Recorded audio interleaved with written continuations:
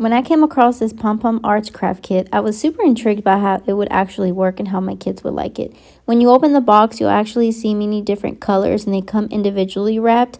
And then at the bottom of the box, you'll see it comes with its own cards with several different animals that the kids can choose from. It has instructions on the back of the box that are pretty easy to understand, but essentially there's a tape roller that the child will put tape over each circle on the card, and then with the tweezers they'll just grab the pom-pom and then place it to the corresponding color. So they don't need to know how to read to use this. It's pretty easy. Essentially they are matching the color of the circle on the card with the correct color of the pom-pom.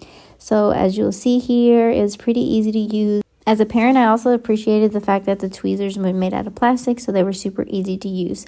Another great thing is that these pom-poms can actually just be used for many other different arts and crafts projects that you may want your child to do from home.